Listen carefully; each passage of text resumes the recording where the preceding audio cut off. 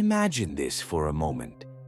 You're sitting alone in your room, and someone is watching you through the crack of the door. Human, but not quite. Their smile is a little too stiff, their eyes a little too still, their breathing almost like it's merely imitating life.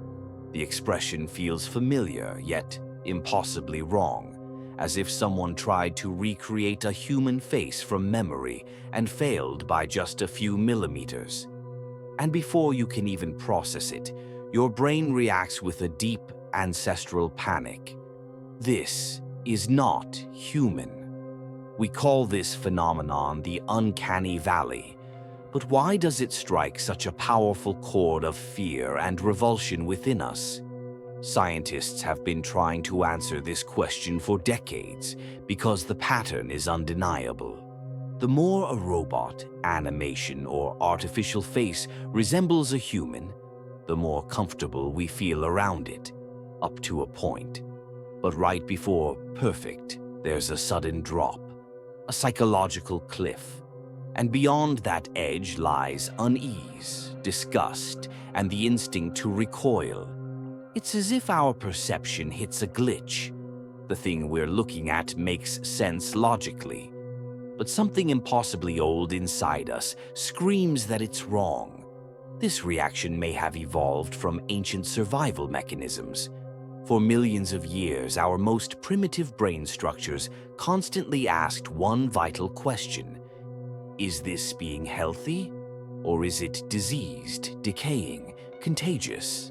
So when we see a face that is almost human, but with the slightest abnormalities, this ancient system lights up like a siren.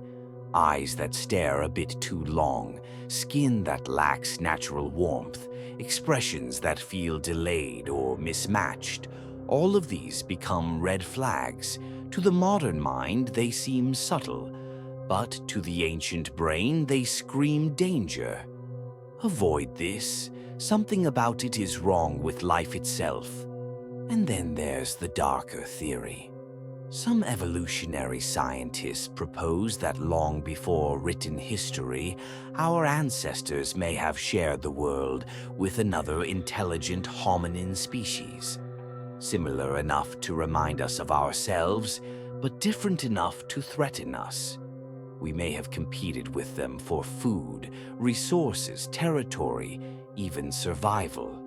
If that's true, the Uncanny Valley could be a lingering echo of those confrontations.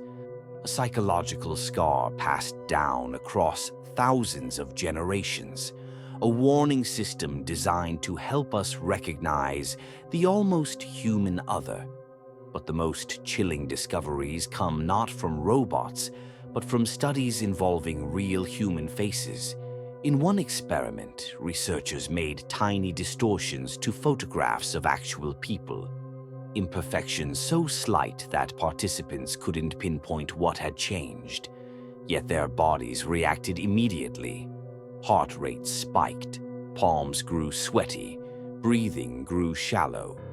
Brain scans revealed something astonishing. The same neural regions that activate when people view a corpse were triggered by these subtly distorted faces. In other words, the brain interpreted them as something dead, trying to appear alive. And this brings us to the unsettling reality we're heading toward. AI-generated faces, humanoid robots, deepfake avatars, they're becoming more realistic every single day.